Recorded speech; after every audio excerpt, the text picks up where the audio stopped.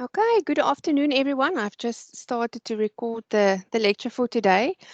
I would like to welcome Chrisna. She is Chrisna Viljoen. She is a auditor, a consultant, a trainer in the food industry in South Africa. She's also down here in the Western Cape, but I'm sure they have business all over South Africa.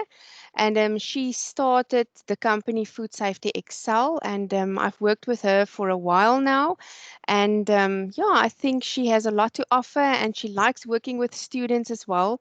And Yes. I really want to thank her for her time. I know that you guys are very busy because of COVID. A lot of auditors are, bombarded with a lot of audits now because everything is behind schedule because of lockdown, and yeah, everything is, Mhm. inside out and upside down. Hopefully next year will be a bit more normal. But I just really want to thank you, Krishna, for your time, and I really hope you enjoy this as well. And Mhm. I really would encourage the students then to take part. I know that the way that you do your presentations is also very interactive. And I think it's important because in that way, then it's a whole learning process that takes place. So I really urge the students, how's your time to ask lots of questions about the South African food industry. So yeah, you can start. Thank you very much. Thank you. I'm just gonna keep my video on for the introduction, and then I'll switch it off, Maricel. Okay, Okay, so thank good afternoon in South Africa, and I think good morning in the Netherlands. I hope you are well, and it's a privilege for me to be able to speak to you. And yeah, so the topic today would be the food safety and quality in practice, and we're going to look at lots of examples from the South African food industry. And all the photos used today is then taken by myself during audits, and I think that is the whole purpose of looking at that. So just for the introduction, I'm Chrisna Viljoen, and to summarize myself in two sentences, I'm a disciplined and a focused individual. I have passion for people, and as Maricel said, students especially, and excellence, and I facilitate people to get to the answers themselves in order to reach their full potential. So there's just a lovely picture from Cape Town, Table Mountain. That's where I'm from. So some of you might have been here, but that is us. That is our closest beach. Okay, so I'm going to just stop the video now, but please, like Dr. Maricel said, you are welcome to interrupt me if you have any questions, and I would also just at each question, at the photos, also ask your comments. Okay, so I'm just going to switch off the camera quickly. Krishna, before you start, I just want to tell Hmm. them that you can only on your screen see your presentation. So Yes. they if they stick up their hand, use the raise hand function, you will not able to see that. So I think they can just open their mic and just Yes. interrupt you and just ask the question. Yeah, that is weird. In Zoom you Okay, can brilliant. actually see, but in Teams I can't. So yeah, please interrupt me. Okay. Yeah, thanks. Okay, so there's just my, let's say, lifeline up to now. I've graduated in 2007. I studied at the University of Pretoria in Gauteng province. I graduated in consumer science. And then from 2008 to 10, I worked at Heinz Foods as a quality. And then from 2010, I've been a facilitator. So the last 10 years, I've actually been a facilitator. And then I was doing paperless food safety management systems, especially in the PepsiCo group. And in 2015, I started Food Safety Excel, and we specialized then in auditing, coaching, and training. So that's just a bit about me. I'm also a lead auditor. In 2009, I did my lead auditor training. So I have more than 300 audits um, behind me. So I hope I can really share some perspectives with you. Okay, so just most of you might have heard about the Listeria outbreak. I just want to, before we start looking at specific areas from a production environment. Just share some facts with you, actually shocking facts with you from the Listeria outbreak we had. So the latest report from the NICD, now the NICD stands for the National Institute of Communicable Diseases, and the latest stats was then from July 2020. So there was 217 deaths and 1,060 confirmed listeriosis cases due to this listeriosis outbreak in South Africa. 443 cases were babies.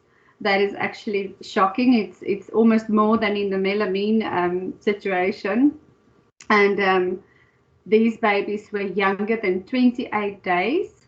And then the financial impact of this outbreak, and I also added the euros this morning because I realized in South African rand, maybe that's not applicable to you. So 3,500 ton of this product had to be quarantined and had to be incinerated.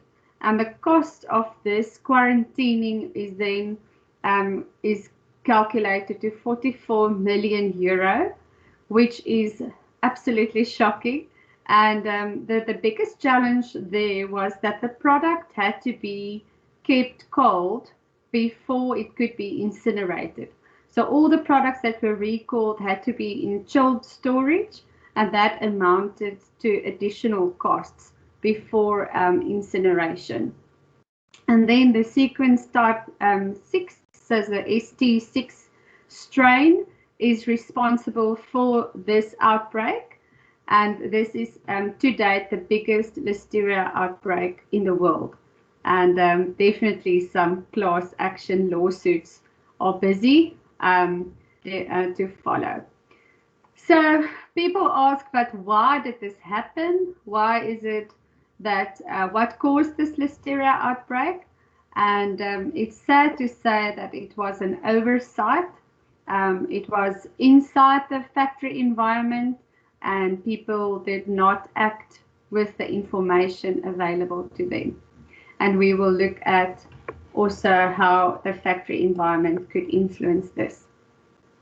So I don't know who of you know Prof. Pieter Gous. He's also from the University of Stellenbosch, and he said that most Listeria monocytogenes contamination is carried in along the floor, hoods, drains, and wheels of trolleys from the outside or between high risk and low risk areas. So it's really about cross-contamination inside the facilities. So any standing or leaking water, that is probably the biggest risk for Listeria monocytogenes. And in the retail, all the delis where cold meats are cut and stacked in those display refrigerators together with several uncooked products in close proximity, that is then also where cross-contamination happens. Now let's look at some areas or sources where cross-contamination can happen. Most often Listeria mono in final products is not from the fact that a raw material, that it survived within a raw material, but it actually survived a processing or cooking or pasteurization step, but it is most of the time then recontamination after cooking. And that's also what happened in the enterprise situation. It was an already cooked product, and the exposed part of the meat was touching the packaging, which was contaminated, and that is how the whole situation happened. And then, of course, cross-contamination, and some of the areas we will look at then in the photos is packaging, from packaging where high risk to low risk areas, there's cross-contamination. Cleaning or insufficient cleaning, especially in those meat grinders and mincers. where there's condensate in chillers that drip on products from drains. Listeria is known to be forming biofilms in drains. From PPE, that stands for protective personal equipment, from workers' hands, and then of course it can also come from raw materials, where Listeria is often an environmental organism, so coming from the soil. Okay, so those are some of the areas. So now we will start looking at photos, and I'm going to ask you to tell me what is wrong or where the cross-contamination risk. Okay, so we can start then the photo on the left, and then you can see all of these photos are taken after or during or cleaning. So these are all cross-contamination because of insufficient cleaning, or the way that cleaning is actually happening. So let's hear from you.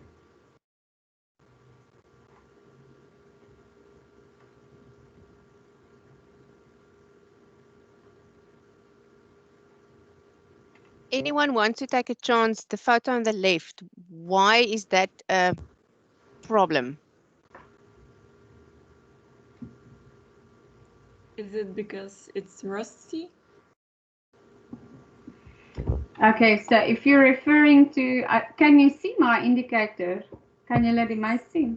Yes. Okay, so that there looks, is that what you're referring to, or are you referring to the rust there at the top? I was looking at the rust at the top. Yeah, okay. So that could be in terms of cleaning, the the water touching the metal can form rust. I don't think the rust is maybe the culprit here for Listeria or for any microorganisms. I mean, we're not only talking about Listeria, but if you look there where the cursor is now, that is actually built up of product due to insufficient cleaning.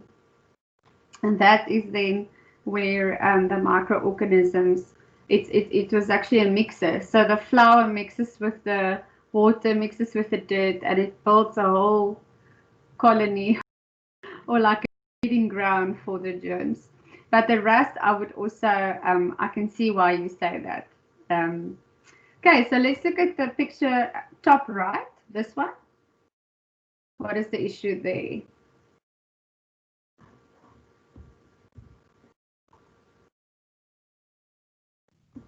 The grid isn't cleaned properly. Yes, so tell me that grid, what do you think that grid is used for? To cover a drain in a factory or something. Yeah, so if you think of a drain or where people actually walk over, that is not supposed to be washed in the same area as where equipment is washed that touches product. So the drains should actually be washed separately, or the grids, than where utensils are washed. So you're quite right, that is a definite cross-contamination risk. And then this lovely clean broom, the fact that I don't even think that can classify as cleaning equipment, but what is the issue there? It's dirty, so you can't clean with it. Yeah, so I think to us it maybe sounds so obvious, clean your cleaning equipment, but you're quite right. The fact that is so dirty, that it's visibly dirty, there is definitely a few thousand organisms on there. So even the cleaning equipment should be on a cleaning schedule, and also obviously segregated from the products.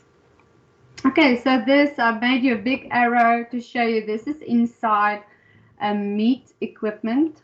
So that is the machine that actually forces the meat through the mincer, and that is after cleaning inside. So there you would see also that if meat equipment is not cleaned with sufficient hot water and soap, of course, the fat actually forms a layer inside, and that's what's happening there.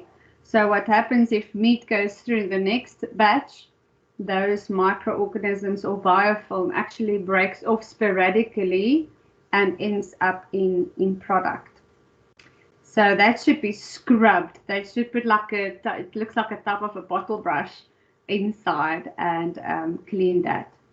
Okay, this one, let's hear from you again. In this one, remember here, you can see at the top, it's a hand wash area. There's the hand soap, there's the hand paper towel. So what is the risk here in terms of cleaning?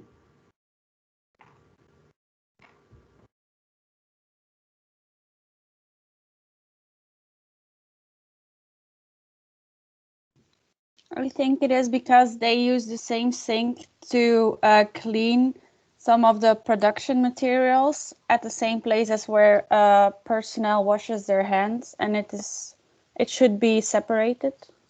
Yes, you're right. And tell me, do you think people will wash their hands if the sink looks like this?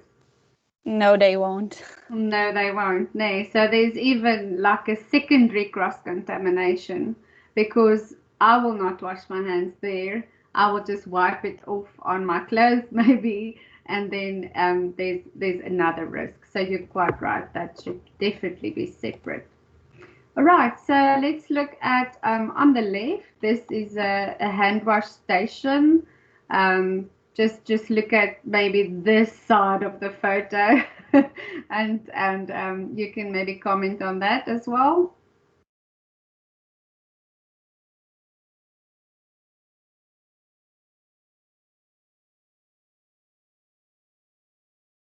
There are no paper towels.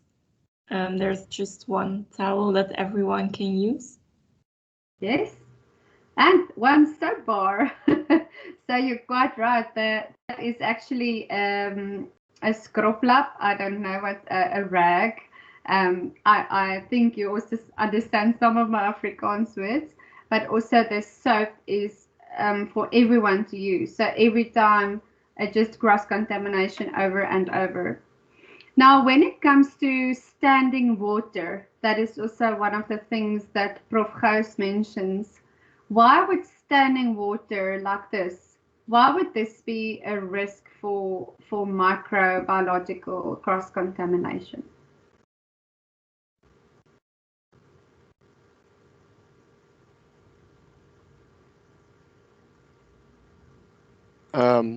People walking through it will spread it throughout the entire factory. Yes, so spread of water.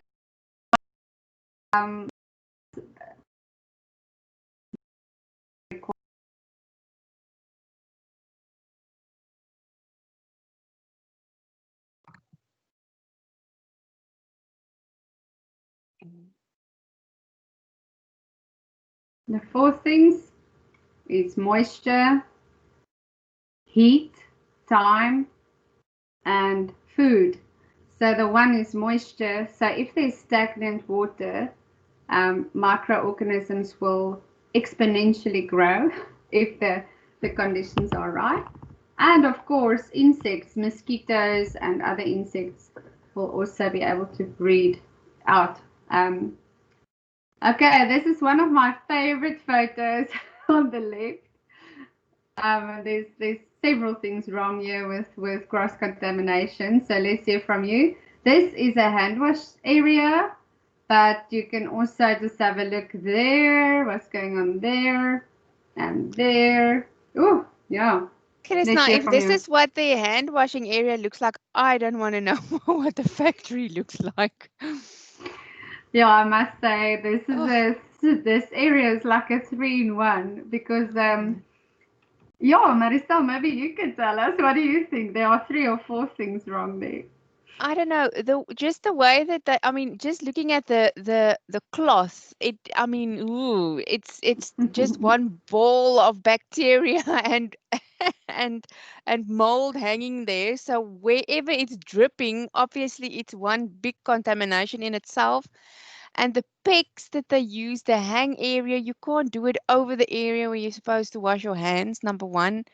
And Yeah, and I don't know, it seems like the yellow thing beneath, is it also part of the rope, or is it something that's broken that's kept? I'm not Yeah, sure. It's this yeah. is actually to keep this pipe there comes Yeah, from the there's a washing pipe. machine Oh, that washes the clothing. so So it goes into the zinc, the yes, where they water. wash their hands, Oh yeah. my heck. Yeah. And then there's food all over. I mean, you're not supposed to eat, in anywhere in a factory. It's not a dedicated, eat Yeah. area. And then there is a no smoke sign, but I'm sure you will find smoke butts if you look closely there as well. And that Yeah. old rag lying there, I don't know, it Mm. just does not look, Yeah, this yeah. is actually factory's hand washing area. So, And and then and the there's a cleaning plug. equipment there at the top. Where's the I mean, plug? Oh my. there at the There. back of the Oh yogi sip. wow. Yeah. I've Yeah. missed that one. It's a new one. Yeah. Yes. Yeah. All right. Yes. And this for the men. I want a man to answer this one on the right. What's wrong with this photo?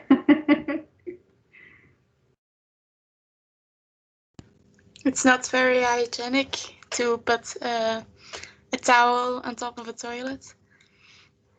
Yes, definitely not. So, except the fact that that towel is shared by several, well, it will probably be men, and then also the fact that it's also on top of a urinal. So that is definite gross, and it's dirty. You can see it's visibly dirty.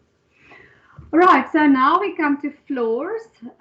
It's not ideal to have tiles in a manufacturing environment, although we do see tiles in dairies, and I have no idea why dairies still believes that tiles are the best because of that's happening, especially if there's forklift damages, if very heavy objects fall on tiles, then it breaks. So these tiles here, and we spoke about stagnant water, but between the tiles, it happens like this. So it's a foreign material risk that the pieces of tile can end up in product.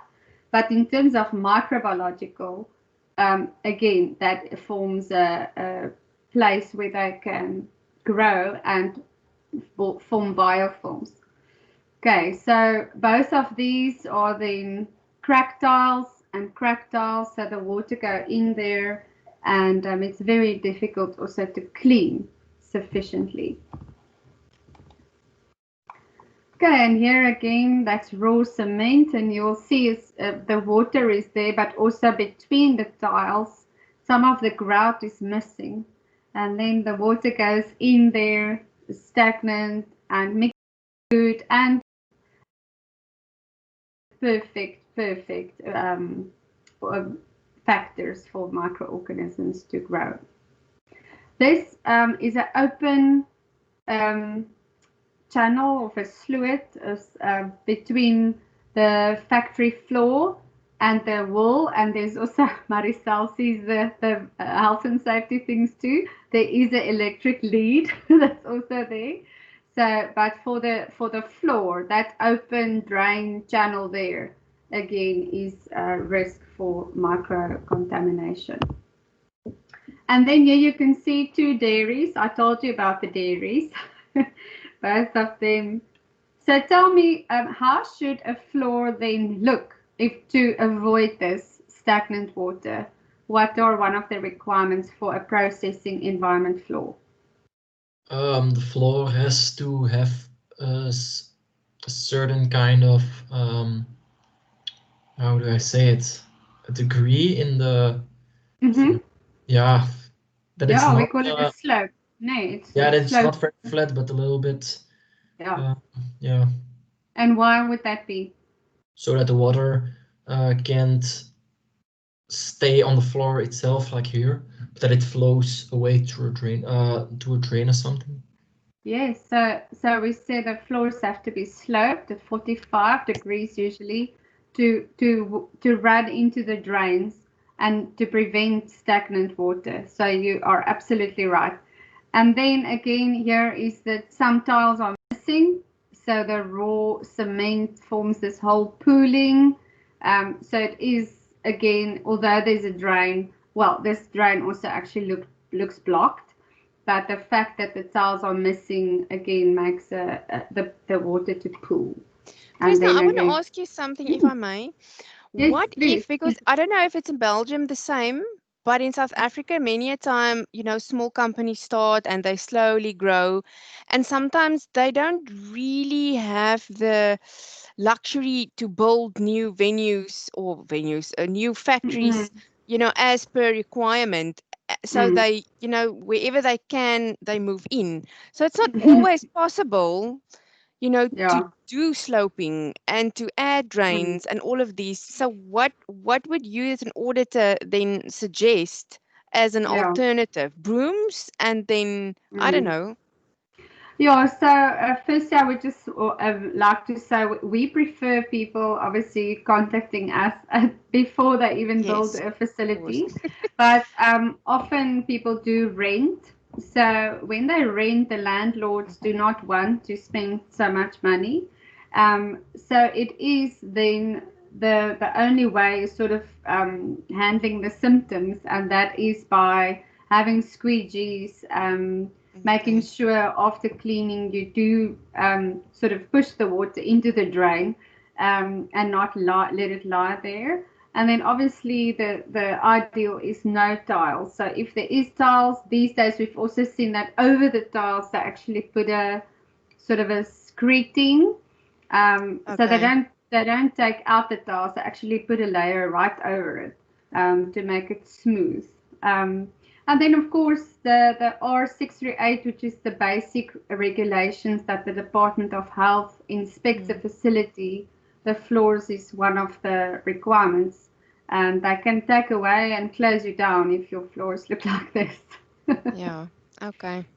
Okay, so drains, I know Listeria, except for cockroaches, the second most thing that you find in a drain is definitely Listeria. So here are some examples of then blocked drains. The one left at the top is not blocked, but they do take out this basket. This is a fish factory. So they took out the basket. You'll see there all the scales and some of the parts of the fish after filleting to clean faster. So what happens is they take out the basket that's supposed to catch all the fat and the scales and the whatever, and then it blocks the drain because they take that basket out because they want to go home, just to clean quicker and go home. The two at the bottom is a dairy factory, same factory actually, that the drains are blocked. And this guy, Shane, his work is to to clean the fat trap every day. So it made me a bit more privileged when I saw that. And it's sad because we saw in that specific factory, we saw a lot of banana peels, chips, packets, everything in the drains. And then the drains are used as a dustbin and then the drains block. So it actually pushes up the dirty water back into the processing environment. Okay, so let's hear from you again. What is wrong with these two photos? It's both are chillers, the inside a cold room. So let's start on the left. What do you think is wrong with this photo?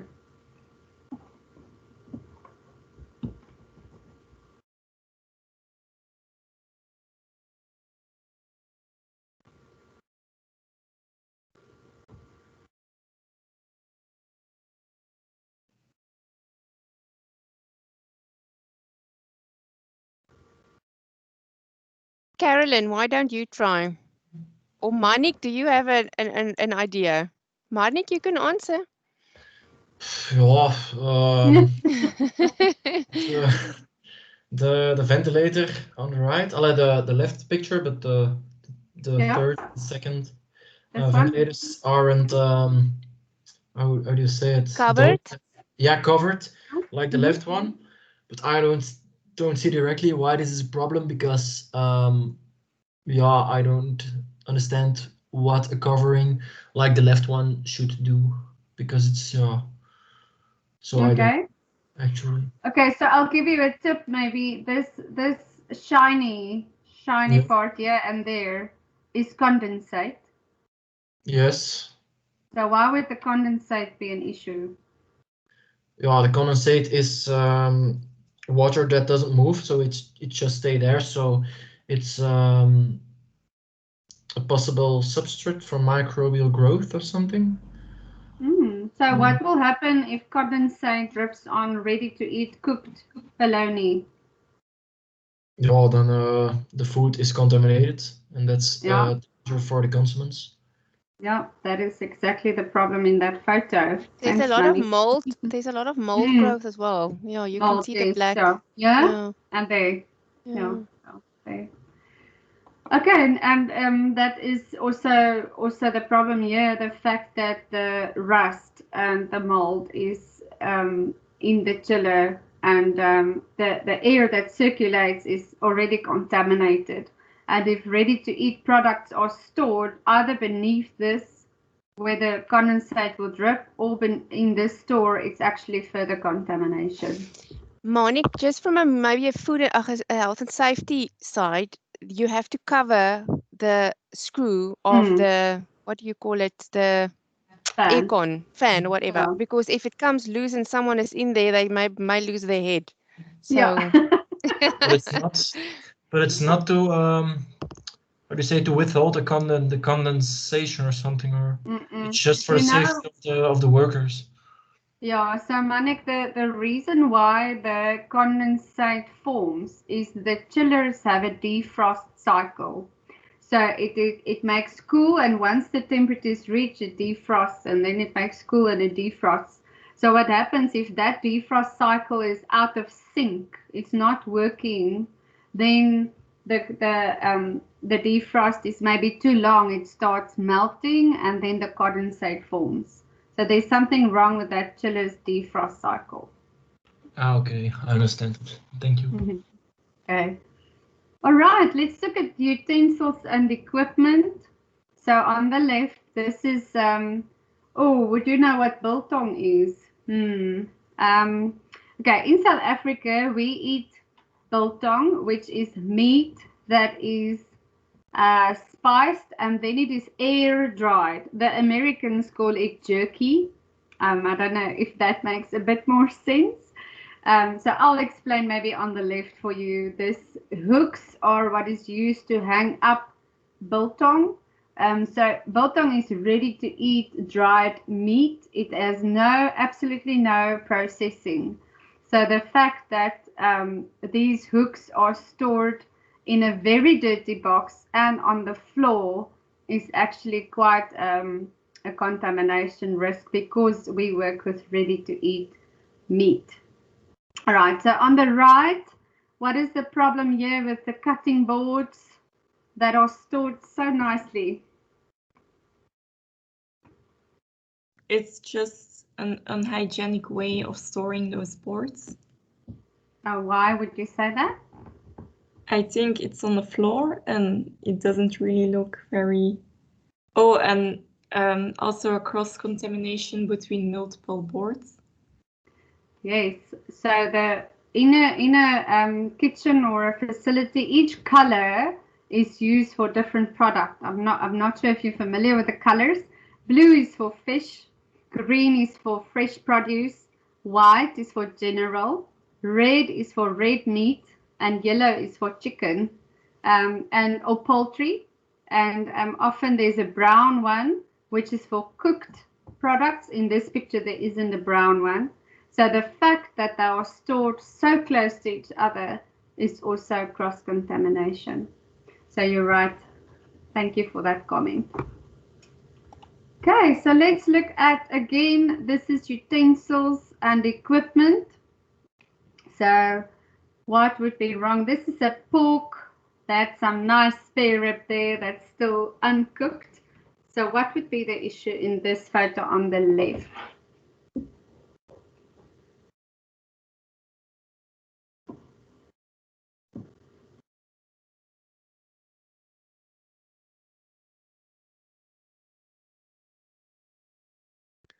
the meat is stored in a quite dirty box that's open to the air, and the white round things also look really dirty.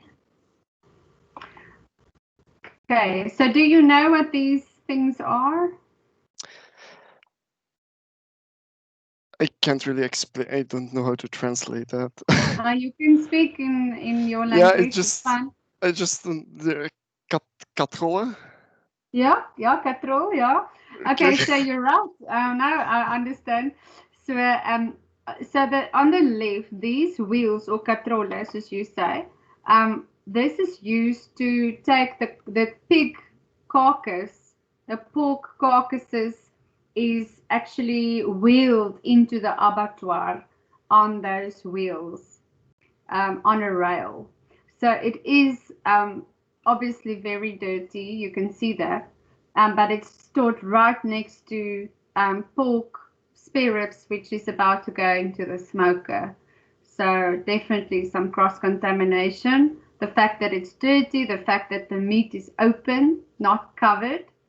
And this is then cheese grillers, which is stored, they are busy vacuum packing. You can see that at the top. So this is the vacuum packer for the meat, and there was a breakdown in the vacuum packer. So what did they do wrong in that photo in terms of contamination?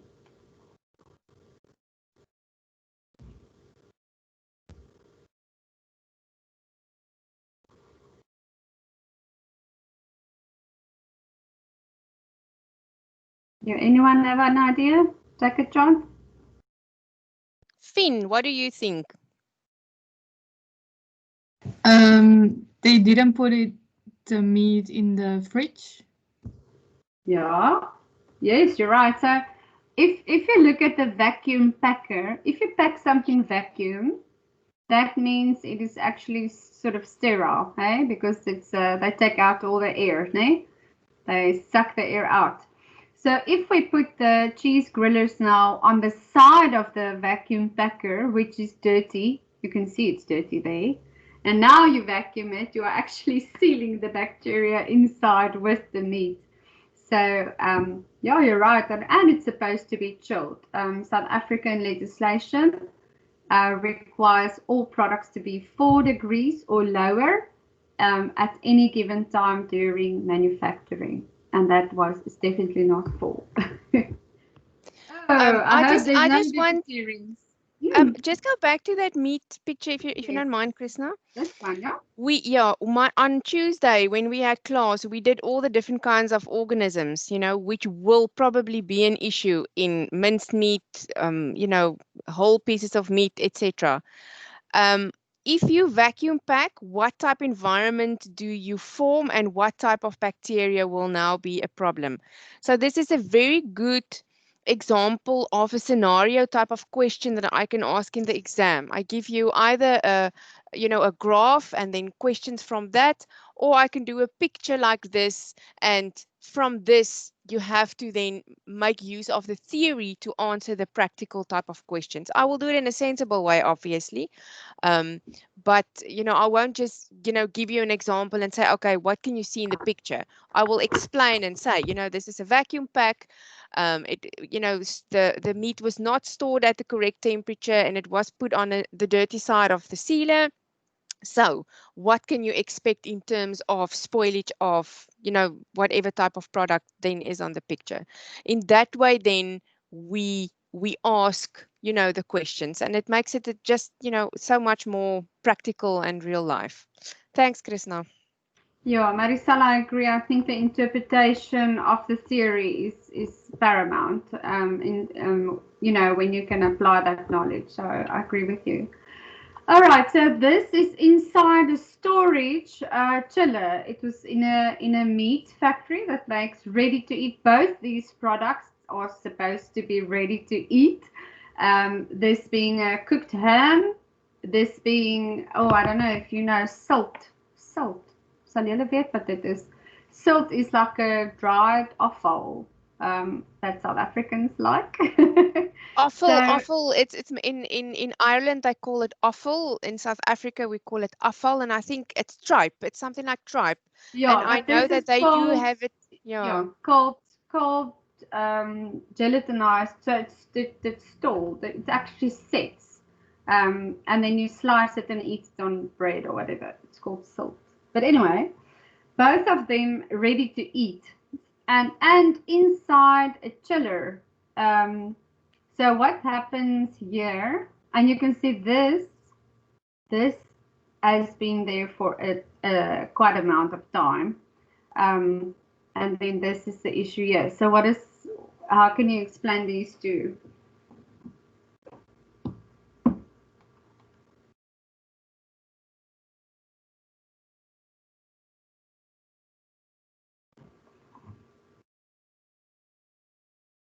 Okay, Brecht, you've been very quiet and you usually say something every class. It's now your turn. Cool, let's go. Can you reply the question, please? Okay, Brecht, on the left, you will see this is in a ready-to-eat product. So what would be the issue here in terms of cross-contamination in the storage area, in the chiller? Yeah, it seems really gross, but I think the package opens and why would maybe the package be open? You're right. Why would the package go open like that? Maybe they used it before and took it out of the package, or maybe it is just so old and rotten from the inside that the package is like, destroyed by the bacteria. Yeah, so when you make cooked meats, you actually put the meat inside this casing and then you cook it in a cooker. If you put too much meat, the meat expands when it cooks. Okay. What happened? They put too much inside and then it burst open on the one side. And then in the chiller, the microorganisms that were there, which you can see is the mold, etc. The mold we can see started to grow on this ready-to-eat product. And if you look at the back there, it actually spreads to the rest of the product. Oh. Yeah, that's shocking. Ready-to-eat products. Okay, what's the issue here? Where especially this container, yeah.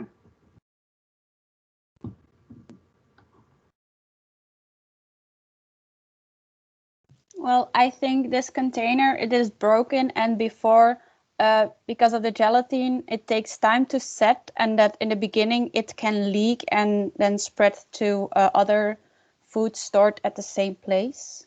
Yes, that is exactly.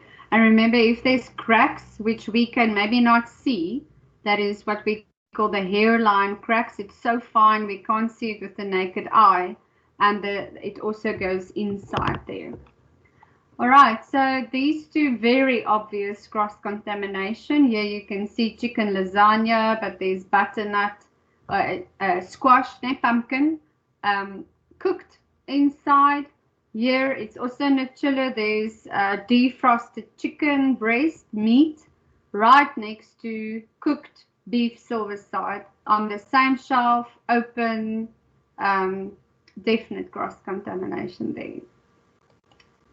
Okay, there's another one for storage, some cheeses that are open, stored. Some of them are open, some of them are closed, and also stored in a sliced ham box. That's also, cross-contamination. And again, this burst open, mold, rotten product in the same chiller. Okay, this one. Oh, yeah. Chrisna, sorry, it's me again. If you audit, obviously you have to be professional, but have you been so shocked that you just laughed? Well, luckily now we have to wear masks, so no one can see my mouth. It drops open. I have, I think over the years, managed to just have a straight face. Okay. But it is difficult. especially when it comes to ready to eat. Or sometimes the people are just so, I almost want to say, oblivious, like, oh, but it's always like that, then it's like, but it's very difficult then to make them understand. But I also know, if someone knows the why behind something, and that's why I also like to show people photos like today. If you understand the why, then you will change your ways, hopefully. Yeah. So on the left, again, this is a chiller. You can see it's a cold storage. There is a pig. The issue is there. Okay. So tell me, what do you see in that picture? That's an issue.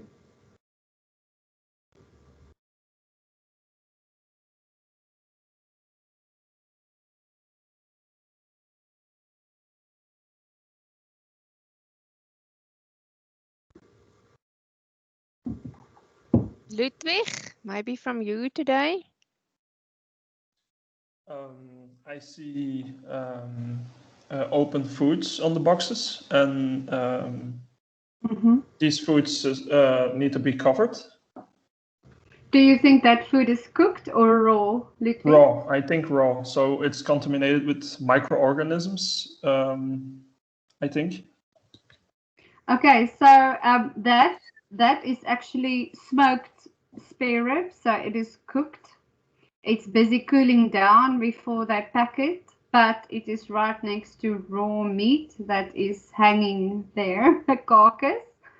And the other issue, it is stored underneath a compressor, and the rule is no products may be stored underneath a compressor because of the condensate. So actually 3 in 1 there. Definite cross-contamination with that smoked spare rib that is ready to be packed. Okay, thank you, Ludwig. Then on the right, this is a fresh pasta factory.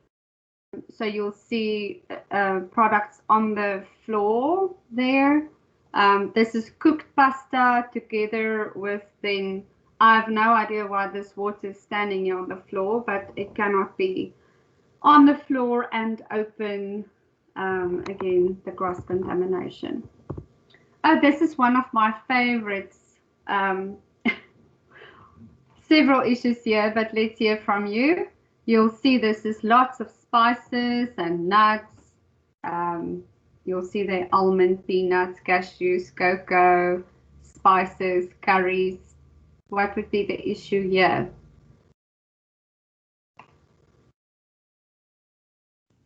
Is it because certain people are allergic to nuts and it can be contaminated?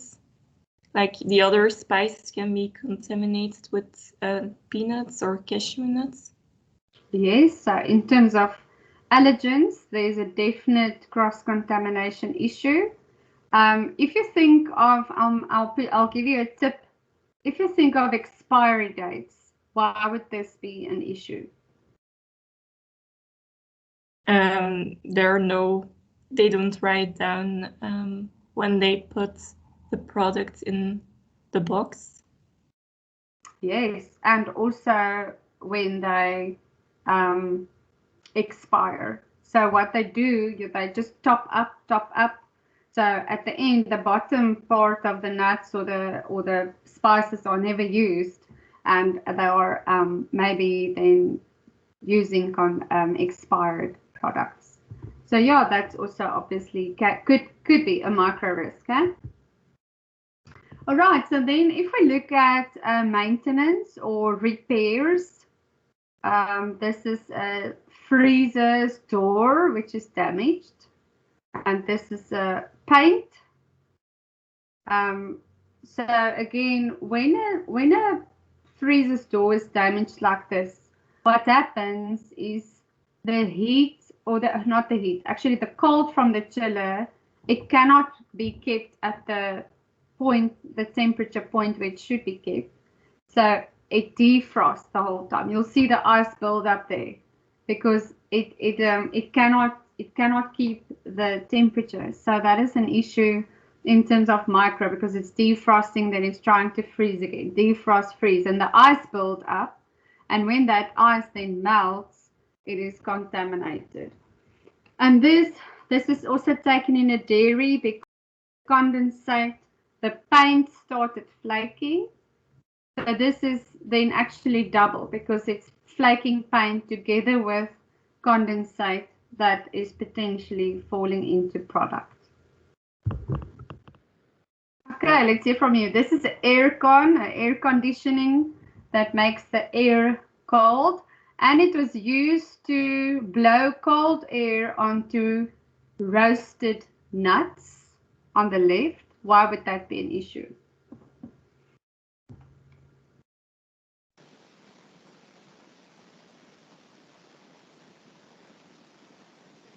Yeah, who's LM? That's Lieselot. I'm not so sure. Is it because the air ventilator isn't cleaned? And okay, so what would happen if you blow dirty air on roasted nuts to cool down? The doors of the air ventilator would get down on the nuts. So the point of roasting, the point of the high temperature roasting is to kill germs. And now after the germs are killed, after the kill step, you blow dirty air on and then you're just recontaminating it. So you're right. So there you can see it's visibly dirty. And this aircon hasn't been serviced when I asked for the service records. This is in a fish factory, a crumbing, where they make the crumbed fish fillets. And this is the extractor that is totally blocked with crumbs and I don't know, moisture and dirt. So why would this be an issue?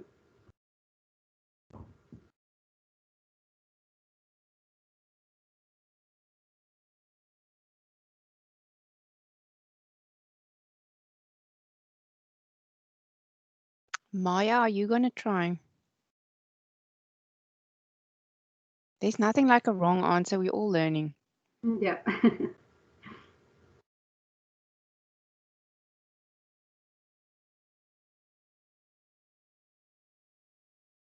Maya, are you there?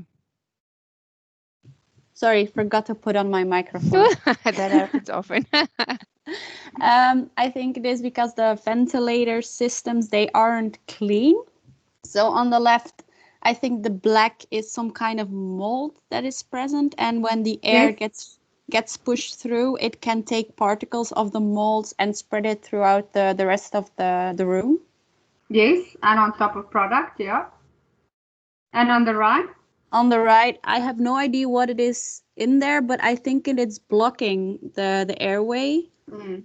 Yeah, so this is an extraction fan in a crumbing department of a fish factory. So it's supposed to, all the extra dust that's from the breadcrumbs, it's supposed to take out, you know. So it is blocked. So what happens, nothing can extract. So all that moisture and crumbs and product remains in the area and go and sit again on other products and machines. And the same year we spoke about condensate. Just like condensate can be in chillers, condensate can form above cooking pots. So if you see, this is big pots that's cooking in like jams or sauces, condiments.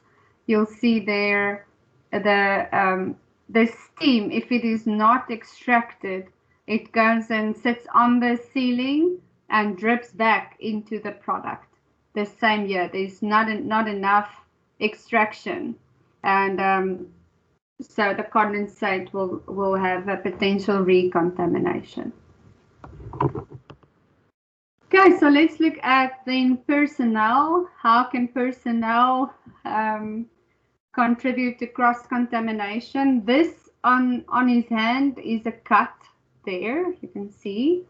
Why would that be an issue in terms of cross-contamination? I think maybe if the person is infected by some disease, it can also infect maybe the food. Okay. Do you think, in terms of blood, do you think that it would only contribute cross-contamination if he has a disease? Or what about other fluids like blood? Yeah, there can be also germs in the blood, or maybe also around the. You don't know. Is it a cut by a knife, or is it some maybe because she fallen onto the floor? Yeah. So definitely, I think in our country it's even worse because a lot of people have AIDS. So the blood, the blood is also an issue, the blood spillages. But I agree with you. The wound itself will have germs as well, or around it at least.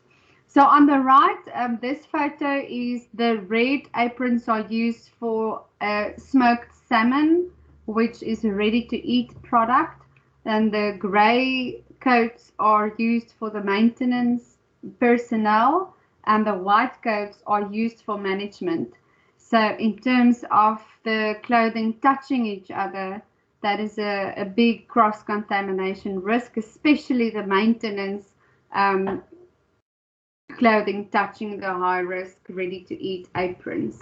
That is a big issue there. Okay, so on this side, I must say this guy was totally shocked when I pointed it out. He has never seen this issue. So on the left, let's see if you can spot it. What's wrong in this picture on the left?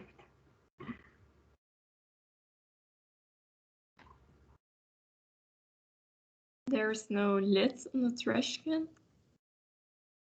Okay, and why is that an issue?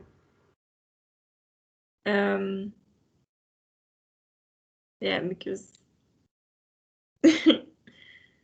there can still, if you bump into the trash can and it falls, and yeah, I don't know. I just know it's important to have a lid. It is important. So tell me, what do you think? What do they use the pots for? Oh, because they come in contact with trash. Yeah, so if you use utensils that touches product, so we call it product contact material, it can definitely not be open next to the open dustbin because of the germs that can cross-contaminate the equipment which is used for food. So yeah, that's exactly that. And then this was just caught in action. This door is the door to the high-risk area. It is also access controlled. And then a very creative worker decided that they're going to use a tap. The tap, and they turned the tap to the side to keep the door open so that anyone can enter there and not only high-risk personnel. So sometimes I wish they could just use their creativeness in another way. Okay, so again, personal practices. On the left, the hose pipe's always an issue. That they take the hose pipe and they clean and they literally pull it from the one area to the next over the wet floor, and they just pull all the germs to the other department. Okay, and this one on the left, I want to hear from you again. Why would this be an issue? It's a butchery. You can see that they're busy making some sausage, and I don't know what that is. I think it's beef. The meat is put on the ground, and the person on the right, his shoes are very dirty. And I can also see cardboard on the floor, which should be in a bin. Okay, so exactly that. And when I asked him, he said, well, his feet is cold. and his shoes are broken, so he's standing on top of the cardboard because he has to stand in that cold room for 8 hours. So, you know, if you then it almost makes sense, right? But again, I think because the product is standing directly on the floor and someone walks, if that guy with his boots walk in that area, the dirty water can actually splash onto the product. So that is a big issue there. This guy, that is the only shoes he owns. So I actually told the company that they should give him boots as well, because it's not his, you know, it's not his fault that he doesn't have proper shoes shown. That's it from my side.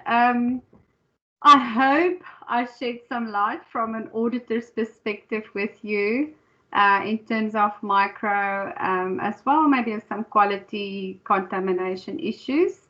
And that's my team.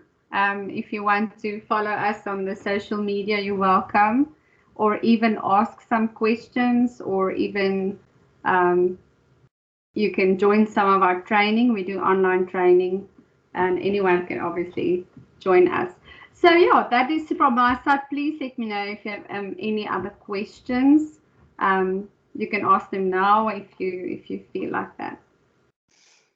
Yeah, I actually have a question. Yes? The things we've seen, most of them are pretty extreme. Is this common, or were these just exceptions, or? I must say, for the purpose of today, I took the ones that are quite extreme to prove the point.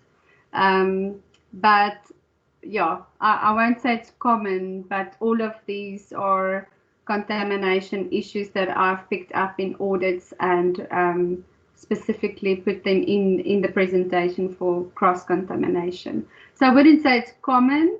I do think that there is a lot of work to be done in the South African abattoirs, especially the meat, you know. They are a bit reluctant to implement the food safety always. Yeah, they feel the amount of products they can produce is sometimes more important than the food safety. There was another question? Now, I was actually just going to ask them if anyone have a question, and then, yeah, Lieselot asked her question. I also just actually wanted to say, okay, guys, this is not what the typical South African food environment looks like. You don't have to be afraid to come and visit and eat anything, you know, whatever you buy in the shops. But, yeah, I asked Chrisna, you know, we wanted to show you and trace it and try and trace it back to all the various aspects that we've touched on in the theory as well, just to make it more practical orientated. And you know, you tend to think differently then sometimes about these things. I don't know if you guys have ever been out and work in industry. I know our 4th year students, they work 6 to 8 weeks. They have to work in the food environment, and then only come back if they want to start with their masters. We have a 4-year degree, and in the 5th year, then they start with their masters. In any case, so yeah, so for our students, they have had a little bit of exposure then by the time that they do start a masters. Yeah, so I actually just wanted to ask Chrisna to say something in general about, you know, our food industry, how she experienced them, managers, you know, because a manager, I think if the managing side of a business takes food safety seriously, then obviously the workers and everyone below will obviously also make a point to take it serious. So I don't know if in general, Chrisna, in your experience, if you just want to mention, you know, things that stand out for you in a positive way, so that we don't leave them with this negative, you know, negative pictures that's now, you know, in their mindset, which is not the case. I mean, there's brilliant international, big multinationals in our country, but you're just on a, just in your view. Yeah, I think I really have a passion for food safety culture, and the FSSC 22,000 have launched now the version 5.1, which will be effective 1 January 2021.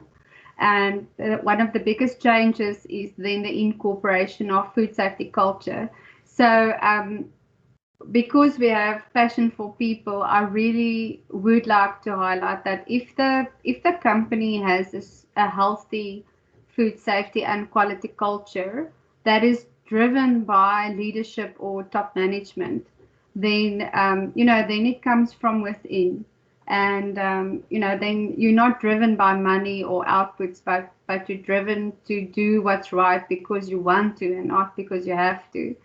So I think, and I always ask, where does a fish start to rot? And it's from its head.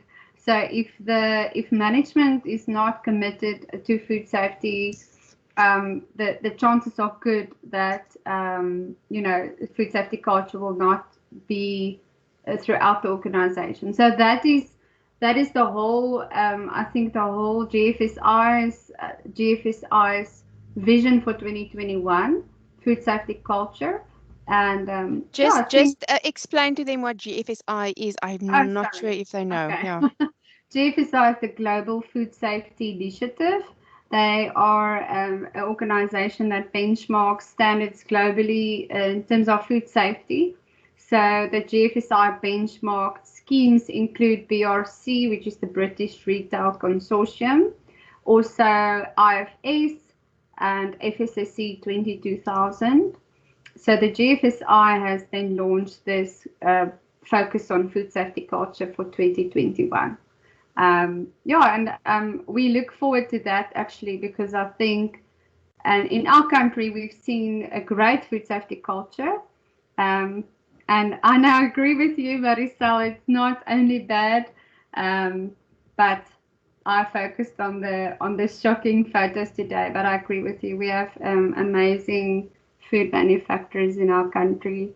70% of our wine and fresh produce is exported to the UK. So you eat all our perfect fruit, and we get the locals, So yeah. Okay. Is there any other question or comment or anything from you guys? Did you enjoy it? Anything I would be grateful if you can just give me a bit of feedback.